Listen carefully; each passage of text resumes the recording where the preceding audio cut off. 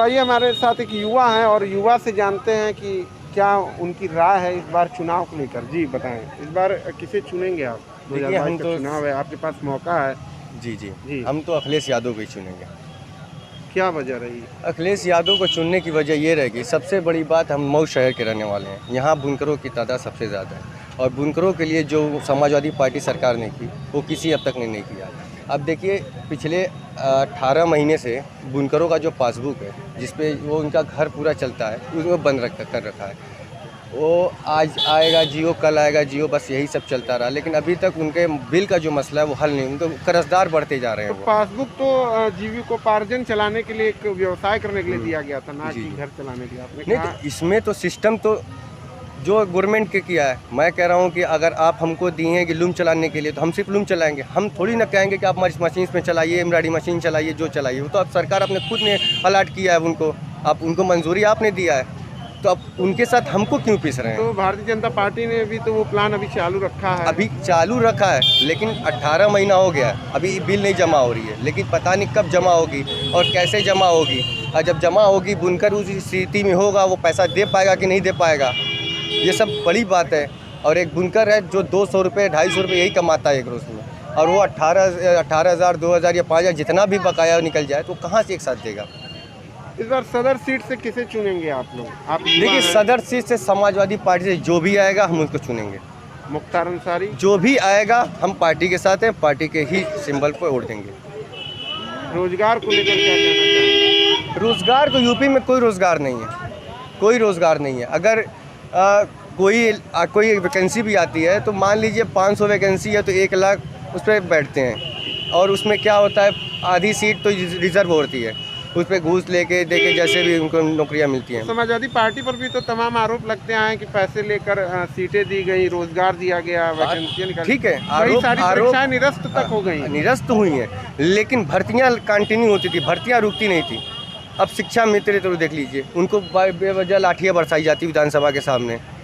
पुलिसकर्मी खुद रोड पे आके विरोध करते हैं। इतनी खराब सरकार तो अब तक उत्तर प्रदेश में नहीं आई थी। तो इस बार भारतीय जनता पार्टी को नहीं चुनेंगे? नहीं, भारतीय जनता पार्टी को तो ना कभी चुनेंगे ना चुनेंगे, क्योंकि वो सिर्फ एक ही मुद्दा उनका है, वो सिर्फ हिंदू की बात करते हैं। लेकिन हिंदू मुसलमान लेके पूरे हिंदुस्तान की बात नहीं करते हैं, सेकुलरिज्म की बात नहीं करते। तो ओवैसी भी तो खाली मुसलमानों की बात करते तो हैं। हम भारतीय जनता पार्टी से तो सबको लाभ मिला है, आवास मिला, उज्ज्वला मिली। तो ऐसे में क्या वैसी भी तो उन्हीं की पार्टी खाली के हैं। हिंदुओं को मिला है? वैसी भी तो उन्हीं के पार्टी के हैं। साक्षी महाराज का बयान आएगा, सुन लीजिए, कि वैसी साहब ने बिहार में, बंगाल में बहुत हमारी मदद की और आगे भी करते रहेंगे। ओवैसी पार्टी और योगी जी का खुद भी बयान आया कि वैसी बड़े नेता हैं, तो बहुत अच्छे नेता हैं। अगर इतने ही जब अच्छे नेता उनका मैं कह रहा हूँ कि अगर भाजपा के खिलाफ कोई दूसरा पार्टी का बोलता है, उन पर FIR होती है, उन पर मुकदमा करके उनको जेल के अंदर डाला जाता है। लेकिन वैसी बार बार पूरे सदन में बोलती हैं, हर मंच पे बोलते हैं, उन पे क्यों नहीं? अभी चंद दिनों पहले ओवैसी के भड़काऊ भाषण को लेकर मुकदमा दर्ज हुआ है यूपी में। तो ऐसे वो में सिर्फ कैसे फॉर्मेलिटी है, आप देखते रहिएगा, वो सिर्फ फॉर्मेलिटी है, कुछ नहीं है। ओवैसी बार बार मुसलमानों की बात करते हैं और उनका कहना है कि भाजपा को रोकने के लिए तमाम दल उनके साथ आ सकते हैं।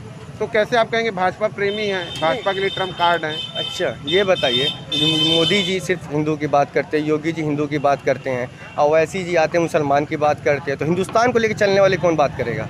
हिंदुस्तान को कौन लेके चलेगा? सेकुलर कोई चीज़ होती है। अब ये ऐसा ही आप मान लिया जाए कि हिंदुस्तान सेकुलर नाम की चिड़िया उड़ चुकी है, कुछ है ही नहीं। वो हिंदू की बात करें, आप मुसलमान की बात करें, आप दोनों में लड़ते रहें, बीच में करते रहें, आप अपनी रोटियां सेकते रहें राजनीति, तो ऐसे हिंदुस्तान नहीं चलता। आप क्या पसंद करते हैं? युवा हैं। मैं यही पसंद करता हूं कि सबका साथ सबका विकास, जो मोदी जी ने नारा दिया था, उसको हकीकत करें, वही तभी हिंदुस्तान रहेगा। सिर्फ एक मुद्दा और एक जुमला से नहीं हिंदुस्तान चलता, उसके लिए कुछ करना पड़ता है। तो ओवैसी कितना असर डालेंगे इस बार सीटों पर? वैसे कुछ नहीं असर डालेंगे, जैसे बंगाल में उनका था या बिहार में था, वैसे यहाँ पे भी होगा। मुसलमानों की बार बार बात करते हैं, क्या मुसलमान प्रेमी हैं ओवैसी? नहीं, ऐसा कुछ नहीं है। अगर मुसलमान, मैं कह रहा हूँ कि मुसलमान प्रेमी है वैसी, तो सबसे बड़ी बात है कि आप हैदराबाद की आपकी पार्टी है, आप हैदराबाद में सिर्फ 7 सीटों पर चुनाव लड़ते हैं और दूसरे प्रदेश में आते हैं तो आपको 100 सीट 35 सीट चाहिए। क्यों? अपने प्रदेश की, जब जिस देश की, जिस राज्य की आपकी पार्टी है, वहाँ सब पहले चुनाव लड़िए, सारे सीटों पर लड़िए, उसके बाद अपने आप को नापिए। दूसरे प्रदेश में आके क्यों आप 2014 से पहले कहाँ वैसे थे? जिस दिन से मोदी आए हैं उसी दिन से वैसे भी आए हैं। तो युवाओं ने मन बना लिया इस बार। युवाओं ने मन बना लिया, अखिलेश यादव को ही सरकार बनाएंगे और यही लहर भी है।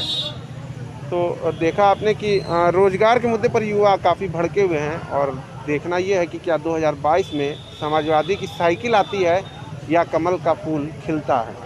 इसी तरह की वीडियो के लिए हमारे साथ बने रहिए और अगले वीडियो में हम फिर किसी चुनावी मुद्दे को लेकर शहर की किसी गली में मिलेंगे।